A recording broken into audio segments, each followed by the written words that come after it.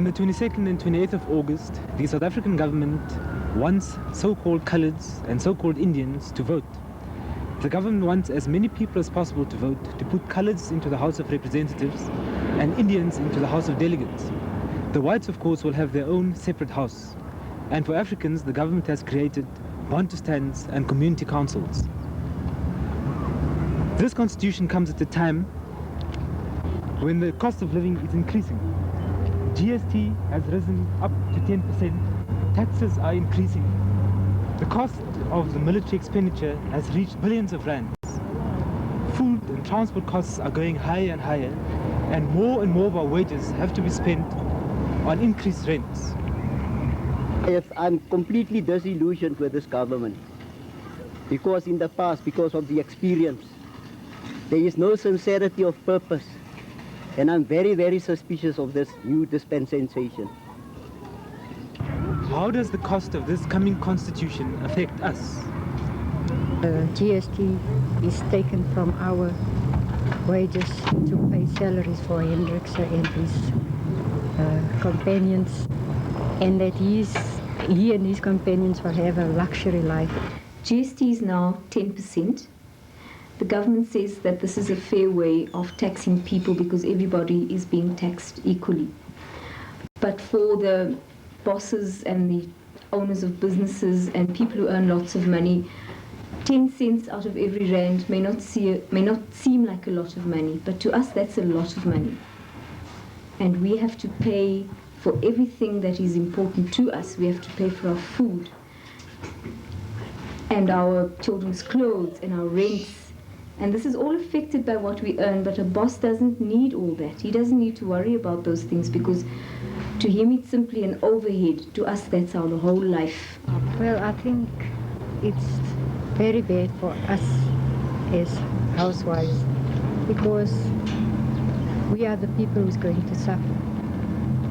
And we don't get the income to cover the GST.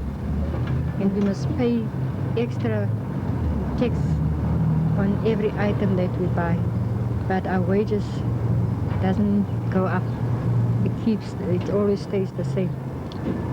Takes a lot of money because for a rent it's at least 70 cents. You can only buy for 70 cents and then GST take the rest of the rent. Pay 10% more on everything they buy. And what about the increases they don't get? General sales tax. We're battling to make ends meet. And now out of every 50 rands worth of groceries we buy, we've still got to pay 5 rand extra on general sales tax. And that's just Priscilla for the government.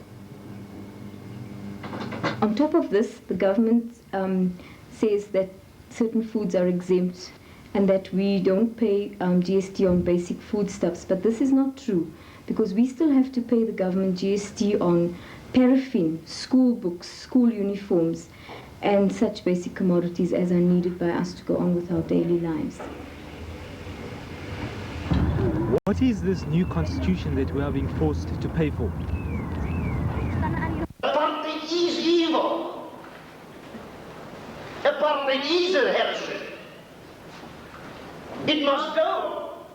The Labour Party has said unhesitatingly that we are going in to dismantle apartheid. Under this new constitution, there will be 3 racially separated houses of parliament. There will be a white House of Assembly with 178 members, of whom 166 will be elected by the white people.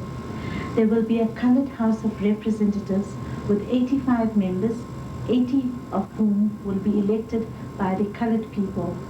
And then there will be an Indian House of Delegates of 45 members, 40 of whom will be elected by the Indian people.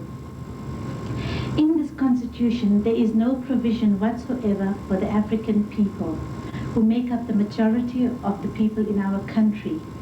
Under the Bantu Homeland Citizenship Act, all African people will eventually be denationalized and the South African citizenship will be wrenched away from them and they'll be forced into homelands.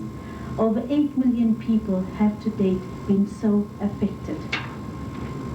The ratio between white, colored and Indian members in the Parliament, in the President's Council and in the Electoral College, which chooses the President, will be 4 to 2 to 1. That means for every 4 white members, there will be 2 colored members and 1 Indian member.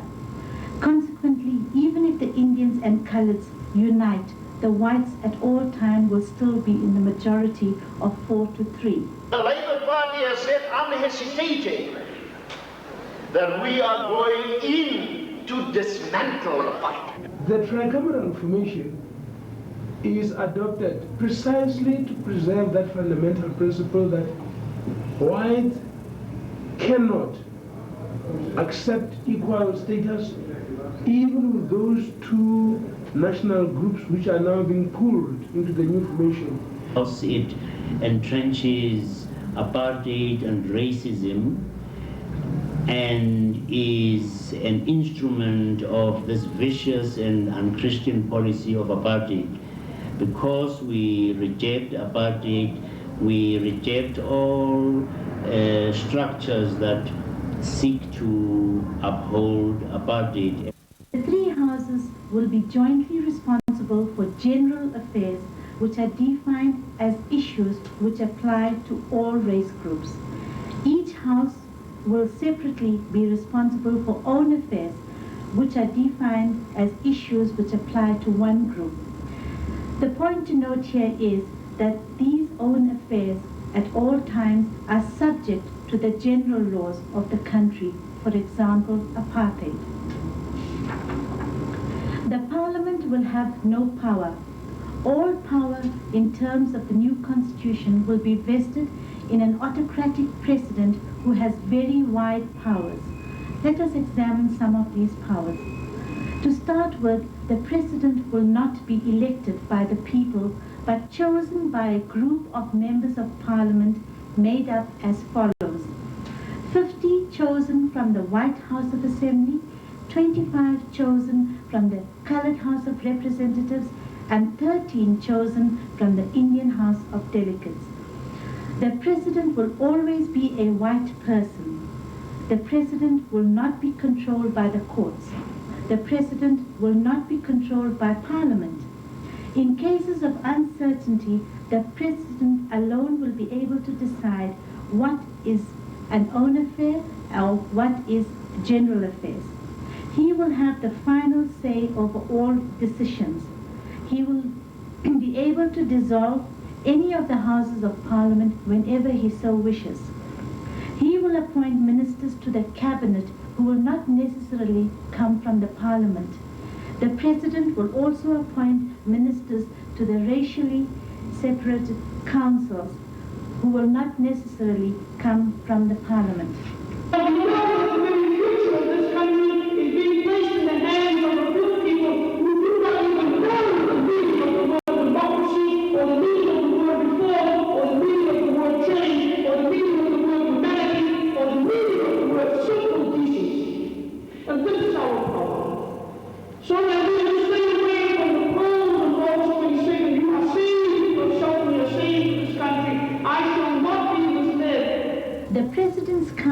Which will assist the president in the running of the country will also be predominantly white. There will be 60 members altogether. 25 members will be appointed by the president. Further, there will be 20 whites, 10 coloreds and 5 Indians who will be chosen from the parliament. If the 3 racially separate houses of parliament cannot agree on a new law, it will be referred to the President's Council for decision, and the decision of the President's Council will be final. This means that even if the 2 houses reject such a law, it will still become law. When the government decided on its housing policy, there was no attempts towards inquiring from the communities on the nature of the houses that were going to be built, nor on the areas where these houses were going to be built in. The communities were not consulted as to where they were going to be living, but simply dumped into those areas. The same applies in the case of this constitution. Once again, we witness the insulting manner within which the government reacts by not consulting with the concerned communities, but consulting with stooge leaders, would not have no credibility within the communities. As ek die staat vra net om hierdie stukkie op te bou, dan wil hy nie. En dit lyk slegstens wie jy dit wegsmyt, want dit is nie te paste nie. Kon nie alle behuising gemaakt het nie, so hulle nie, want toe moet die mense afbreek tussenin. Hier kan word afgebreek, dis kan word afgebreek. Moet ons lewe so spook. Today, we're all sleeping together, boys and girls in one room, even with parents, it doesn't matter. And why? Because the houses are too small. All these houses are only 2 bedrooms.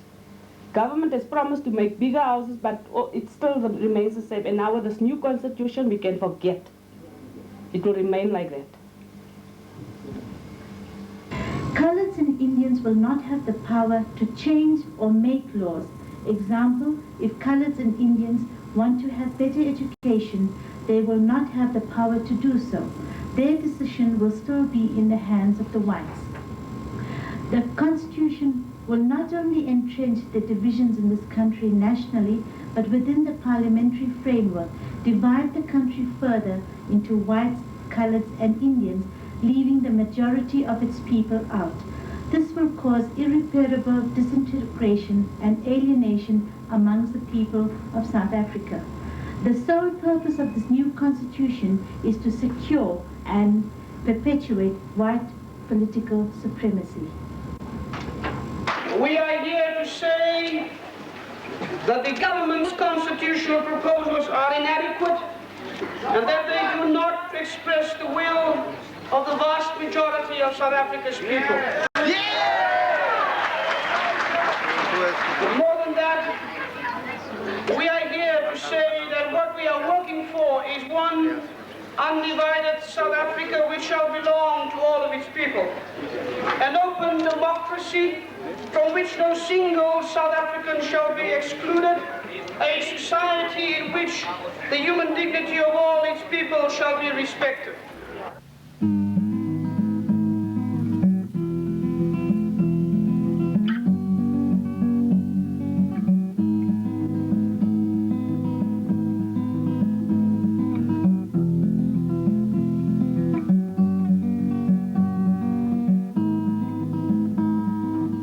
It's 1:15. Good afternoon. This is the English service of the SABC. Here is the news read by Stella Heyer. In this bulletin, Mr. Chris Hunis and coloured political leaders reject intimidation of coloureds not to vote in the coming elections. The Minister of Constitutional Development and Planning, Mr. Chris Hunis, says the government is aware that many people are being intimidated not to vote in the coming elections for the House of Representatives and the House of Delegates.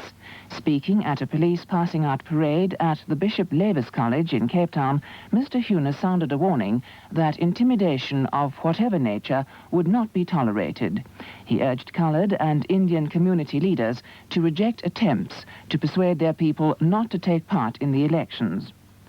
Speaking during the national conference of the SACC in Johannesburg, Bishop Tutu called on coloureds and Indians to boycott the August elections. The leader of the Labour Party, the Hendrikse, said that his party would go ahead with the election despite criticism against it.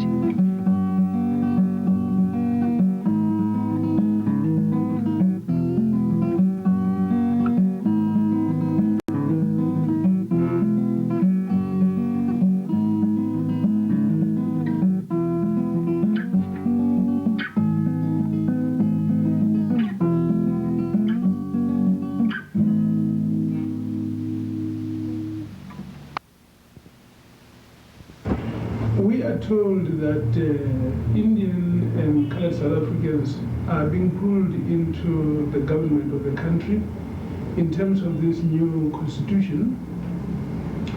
But we have looked carefully at the constitution and it is quite clear that there will be no sharing of power between them and the white section. they will not be in a position to affect or change laws in any way. The new constitution essentially retains the monopoly of political power by the white section. The attempt of the government, therefore, is to broaden its social base by co-opting a section of the oppressed. And so the whole objective, of course, of the new reform proposals is to get sections of the oppressed to aid it in its rule. NDPC therefore sees, in fact, that we are being treated as party to the apartheid state, that we will be helping to implement the apartheid regime, and that we will have to cooperate along the lines the government wants to resolve the problems in this country. And we are clear that that will just deepen the conflict, and therefore we see no ways in which we could cooperate in the Tri-Cameral Parliament. We have power in our local areas, but because of the restriction of finance, we will not be able to get the benefits that will accrue to the white group who have the financial muscle and will be able to get all the facilities that they require. In our area, unfortunately, we will have to pay for the facilities that we ask for. And since we come from a poor group, our people are poor, we will not have any benefits. And as a matter of fact, Rajbansi, who is one of the leaders of the parties that will be participating in the new parliament, himself concedes that they will not have any power to influence the law. For he has made the point that, for instance, here, that the vote in the House of Delegates, the House of Representatives, and the White House, which oppose any apartheid legislation, will not be put together. And this is what he has to say subsequently. I know the system will not operate on such a combination of votes, and that the President's Council can overrule us. But, ask Mr. Rajbansi, ask yourself this: how many times can the President's Council overrule us while the whole outside world is watching and waiting for change? Now, in other words, Mr. Rajbansi is saying this, that he recognizes the fact that the new constitution does not empower him, does not empower the two sections to affect the law, but that he is going in with the hope that external pressure will come to bear on the net and force the change of the pace of change. But perhaps we should remind him and remind our people that his argument falls flat. Hopes expressed by people who are terribly oppressed and downtrodden, that some people should go into the Tri-Cameral Parliament and to bring out the little crumbs that they want. But we believe, in fact, that those crumbs will not be forthcoming, and the ones that will be forthcoming will be poisoned crumbs. The basic problems of housing will not be resolved. The problems of segregated and inferior education will remain. The question of unemployment, in fact, will deepen because of the economic crisis.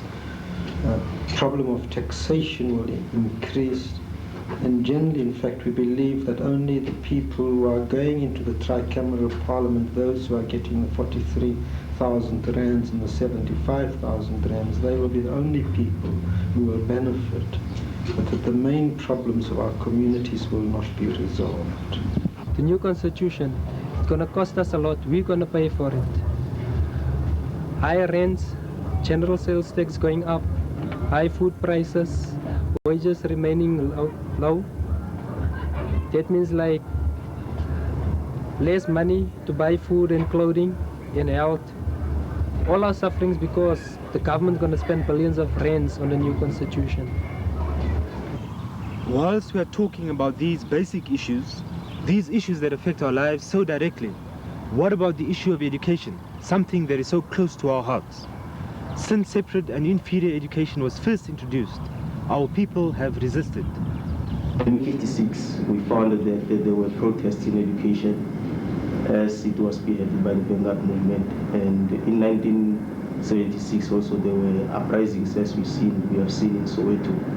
And in 1980 as well, for example in Cape Town, students protesting and demanding democratic representation. And this year also we found that more than 21,000 students went out in rejection of Bantu education, as well as demanding democratic representation. So the government's response to this was in a form of repression, and in Atteridgeville and Tegbisa, it went as far as closing down the schools, and it means more than 10,000 students will go without education from 1984. And in addition to the students' grievances, we find that there was this enforcement of age limit law, which meant that students could not study at a certain age, meaning that they were too old to study. So students realized that it was important for them to take up this issue. In addition, there was the issue of teachers coming to school being drunk, some of them forcing female students to fall in love with them, which to male students meant that this was a show of corruption in the whole system of education. And in addition, there was a nationwide demand for the democratic representation in a form of student representative council. I've always supported the children's grievances because all their grievances are legitimate. For example, they would like to have a democratic system of education, and that is why one of their grievances is the establishment of an SRC. And there is nothing wrong in students having an SRC, because that's the only way in which they can participate in the educational system. There are many discrepancies between white and black education. In fact, the fact that we have racial education in this country is in itself a discrepancy. I also would like to look at the statistics between 1979 and 1980.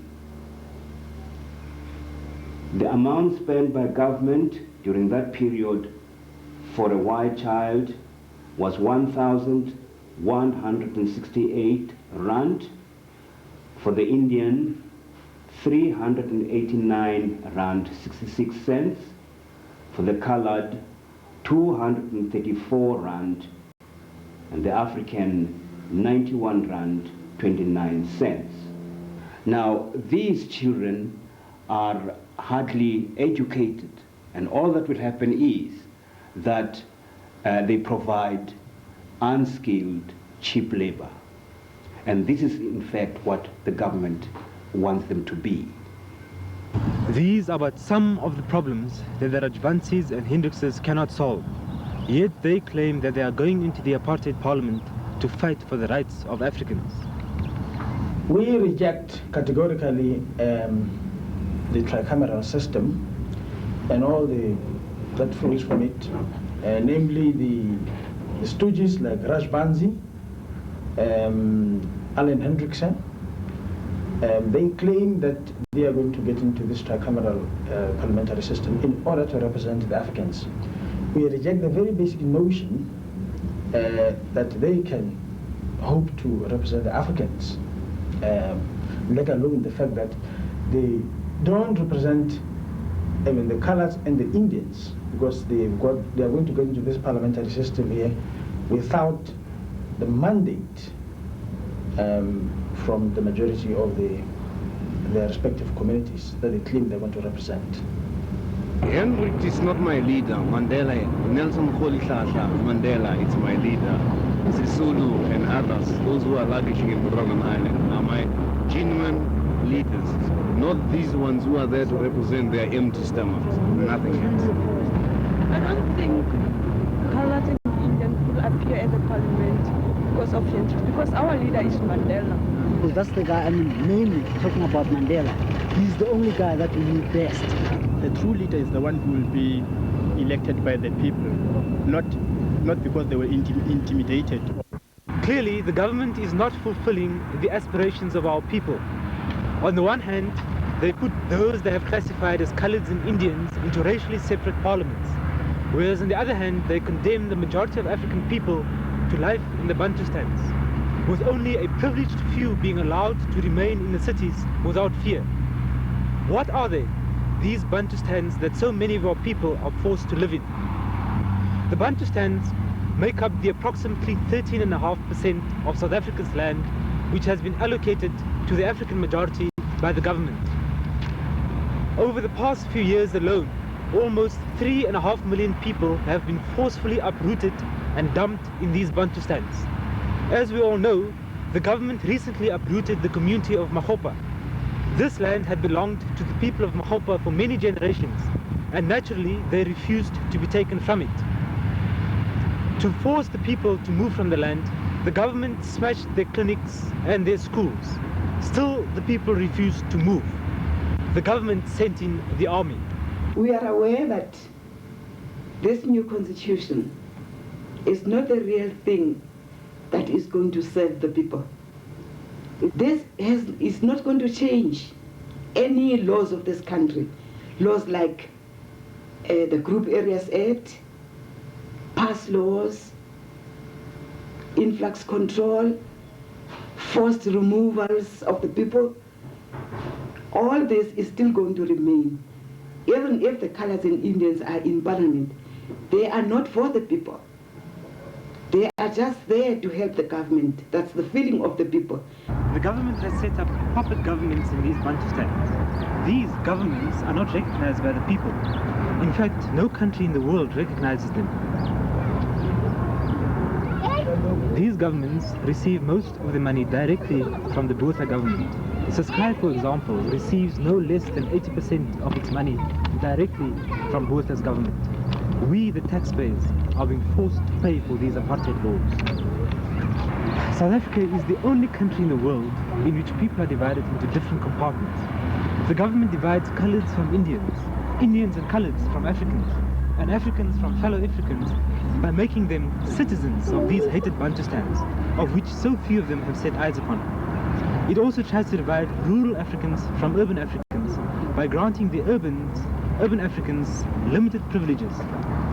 This is how the government tries to stop us from uniting. Divide and rule. They're trying to divide us so that it can be easier for them to rule us. See, that's the way I see the whole thing. And actually this thing is going to become a flop because you cannot kill the spirit of the people by imposing such things. We will only destroy ourselves if we allow ourselves to become part of this unjust system. If I say, and I call upon everybody not to participate in these elections. I think we must call upon the masses of our people to consider very carefully the implications for the future, especially for the future generations.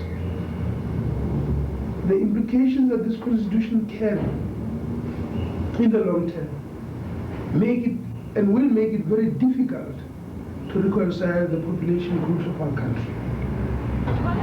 The government not only sets up these puppet bodies in the rural areas, it also does it in the urban areas. The black local authorities, like other dummy bodies like the Coloured Management Committee and the South African Indian Council, has been rejected by the people.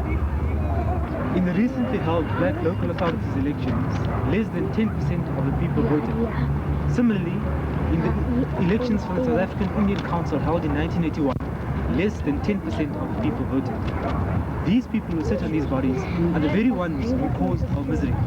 They are the ones who put up our rents and built slums for us. They are also the ones, like the Hendrickses, the Rajbansis, the Maitmans and the Shabalalas, who are now joining hands with the government in this apartheid constitution. This constitution will not change apartheid.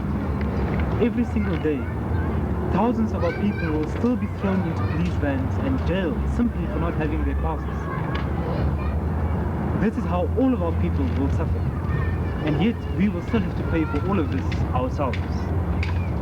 The African people are against the new constitution because it's undemocratic and it's based on apartheid. It divides the people. And it's the same system with the Bantu stand.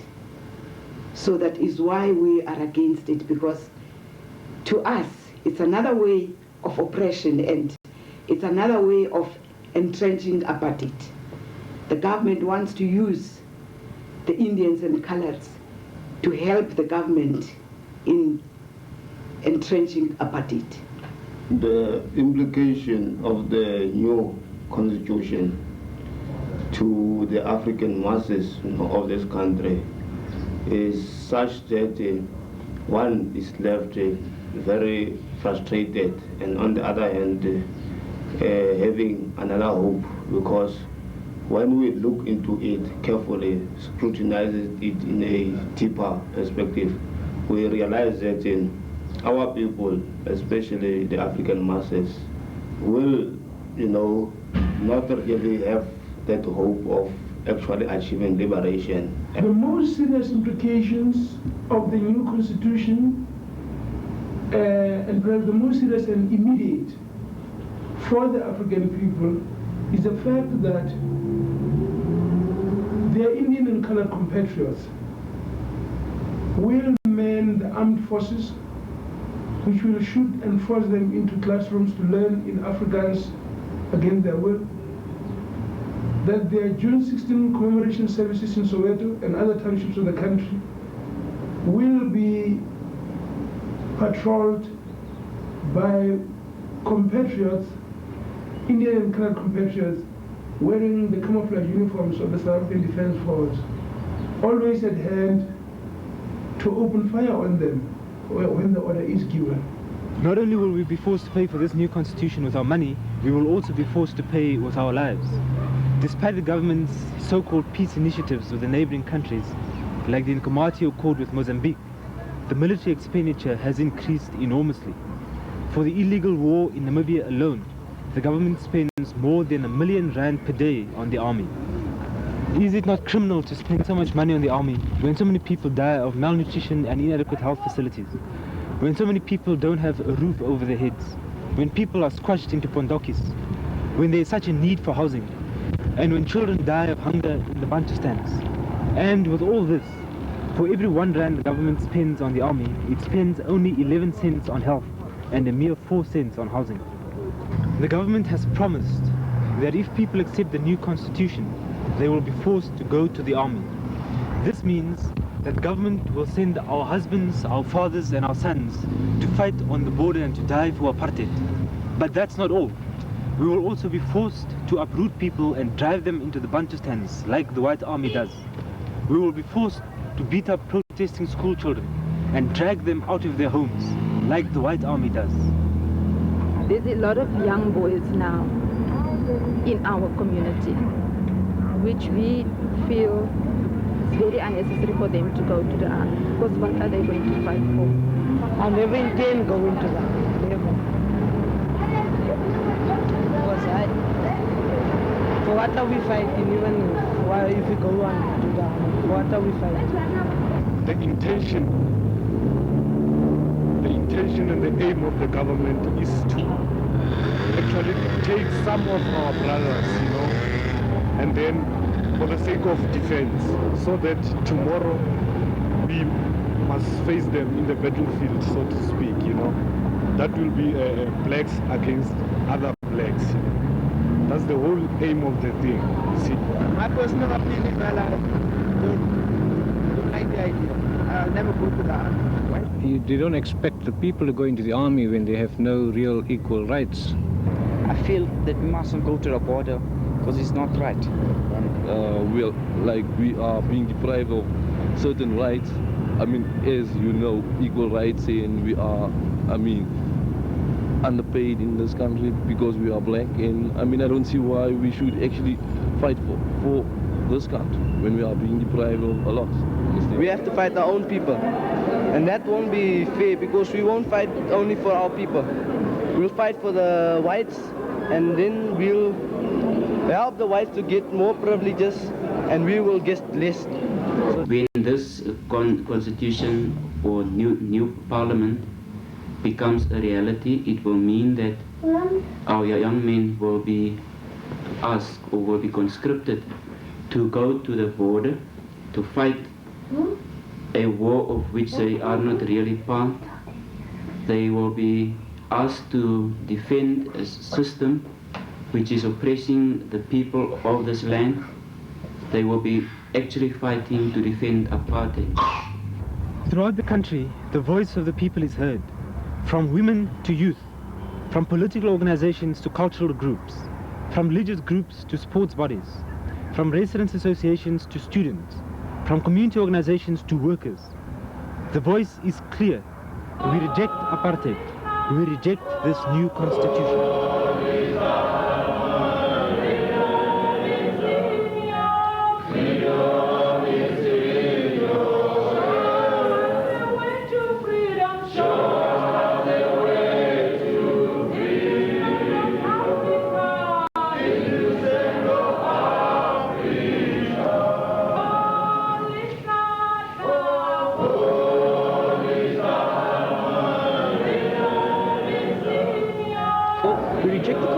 Completely, because it is based on injustice, because it is based on racism, and these are the principles which are the very antithesis of Islam. And because of that, we have declared that participation in the constitution in any form, by voting or by standing as candidates, as haram for Muslims. Allah makes it clear in the Quran that the Muslims should support each other in piety and in good deeds, and that they should not be partners or cooperate in oppression or in injustice.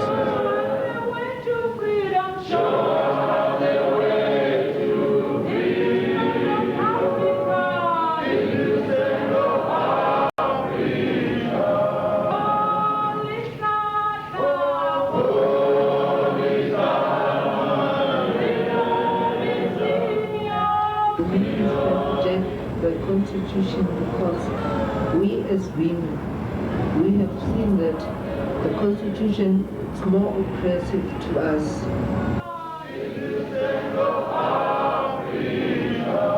That the Pretoria regime has no genuine intention of sharing power with millions of other people, and conscription is an obvious attempt to bolster the manpower and borders to take an apartheid regime.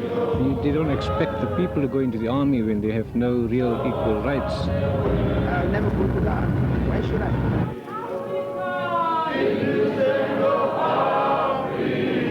This constitution can only take place with increased repression as well. And I was verified against high rents, high electricity bills, and there's GST recently. These things are not going to change in any way. Instead, they are going to be worse. And we also hold Raj Banzes and Hendricks is responsible for it. Today, Mr. Dinkipale wants people to vote for him. To vote for what? To send our children to the armies, to force their sale of houses upon us. The South African Council of Churches rejects this new constitution out of hand because it entrenches apartheid and racism.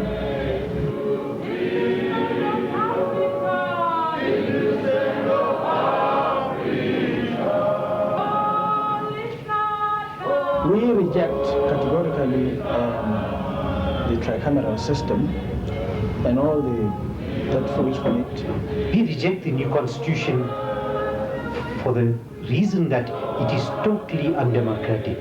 We see no ways in which we could cooperate in the Tri-Cameral Parliament. It's another way of oppression, and it's another way of entrenching apartheid. The government wants to use the Indians and Coloureds to help the government in entrenching apartheid.